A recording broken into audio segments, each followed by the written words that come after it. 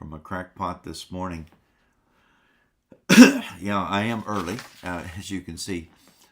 We have a pastor friend from way back when, 40 some years ago, I think, that has stopped in and spent the night with us, and I'm going to take him for breakfast at 7. So I have to be done by then in order to have that time with him before he has to get back on the road.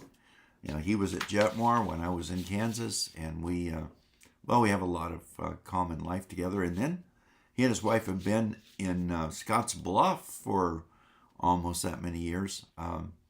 And when we've been through there several times, they have had a bed for us to stay and a good visit. So shout out to our friends there. So anyhow, that's why I'm on early this morning. I went down to the coffee shop, and my friend Tony said that he has a friend who's addicted to brake fluid. I never heard that before, but he said, but don't worry too much about it. He thinks he can stop. Well, okay, get it? I never know with Tony, but yeah, that was a joke.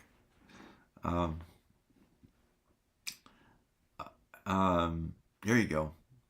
How to cook, crack, and clean a crab. I saw this on Facebook. It says, step 1, use commas.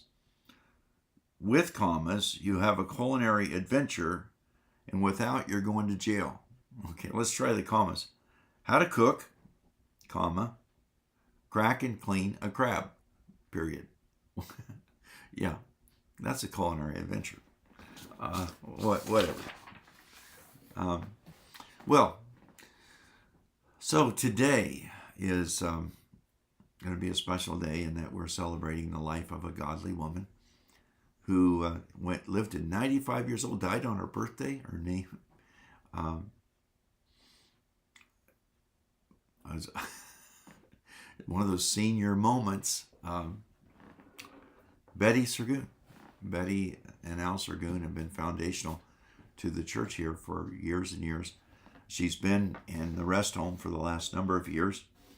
And I think the thing that characterized her life more than anything else is her contentment. When she had to move to town, she accepted it with grace from the farm years ago.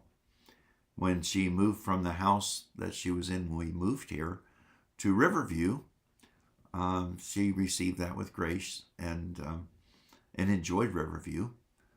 And when it was time for her to move into the rest home, there wasn't any hesitation. Said, if that's where I need to be, that's where I need to be. And when you'd go to see her, she would brag about the staff and how nice it was and what kind of good food she had, and how that she didn't have anything to complain about. Now, if you would just take it at face value, you'd think she never had any hard things. But, you know, she was a wonderful lady. Betty faced a lot of hard things in her life. And if you'd try to discuss those with her, she'd say, well, it doesn't do any good to talk about what you cannot change.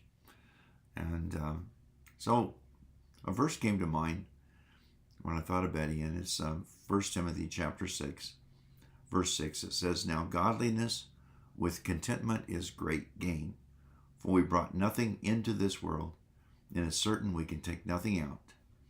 Having food and clothing, with these we shall be content. What a testimony that is, because there's so few of us that are really, truly content and grateful for what we have.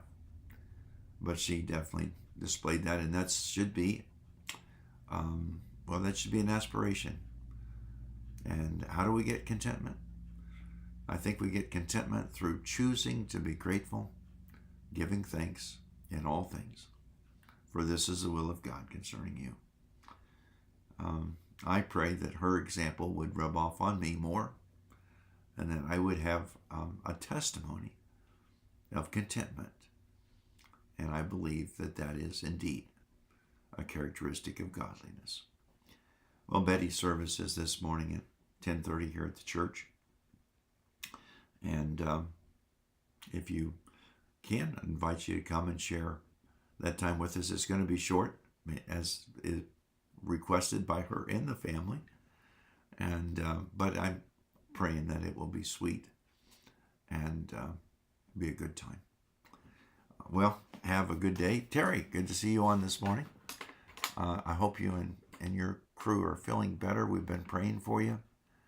I know you've been sick, but we're counting on that to pass and get back on your feet again. So anyways, everyone just have a blessed day, and I'll see you tomorrow, if not before.